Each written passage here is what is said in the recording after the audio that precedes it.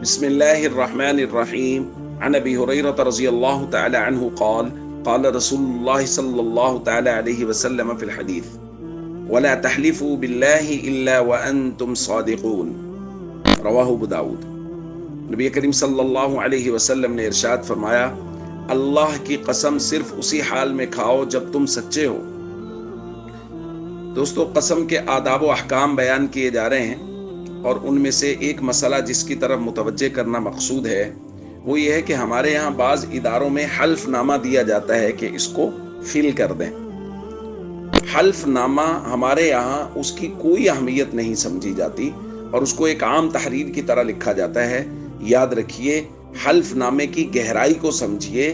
حلف نامہ مطلب ہم قسم دے رہے ہیں، یعنی وہ ہم سے ان باتوں پر قسم لے رہے ہیں کہ تم قسم اٹھا کے حلفیہ بیان کر رہے ہو کہ جو باتیں اس میں لکھی ہیں وہ سب کی سب باتیں سچی ہیں، واقعہ کے عین مطابق ہیں۔ لہذا اگر کوئی آدمی اس کے اندر جھوٹی بات لکھتا ہے تو وہ جھوٹی قسم اٹھا رہا ہے بھائی، یعنی عام جھوٹ بولنا کتنا بڑا گناہ ہے، اور پھر جھوٹی قسم اٹھانا۔ تو ہمارے یہاں حلف نامے کے تو خیر بس ٹھیک ہے جی، حلف نامہ ایک فل کرنا ہے، تو بھائی یہ بہت گہری بات ہے۔ اس کے وزن کو سمجھیے کہ آپ ایک قسم دے رہے ہیں۔ لہذا حلف نامہ اگر وہ ماضی کے متعلقہ ہے کہ میرا نام فلاں ہے، میں فلاں جگہ کا رہائشی ہوں، میں حلفیہ بیان کرتا ہوں کہ میں یہ کام کرتا ہوں وغیرہ وغیرہ، یعنی اس میں ماضی یا حال کے متعلق بات ہے، تو اس بات کو یقینی بنائیے کہ کوئی ایک بات بھی خلاف واقعہ اس کے اندر موجود نہ ہو۔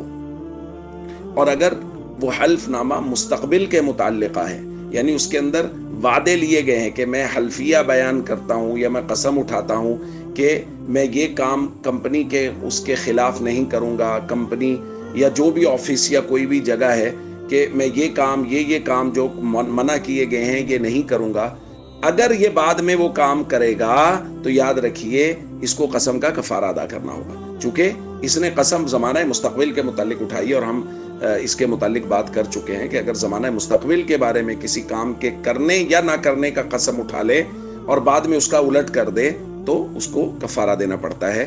اگر یہ جھوٹی قسم اٹھائے گا تو آپ سوچئے کس قدر بڑا گناہگار ہوگا۔ حلف نامہ کو فل کرتے وقت اس بات کا ضرور خیال کیا جائے اور دل میں یہ بات ضرور ہونی چاہیے کہ میں قسم دے رہا ہوں، لہذا کوئی بھی بات خلاف واقعہ نہ لکھی جائے۔ السلام علیکم ورحمۃ اللہ وبرکاتہ۔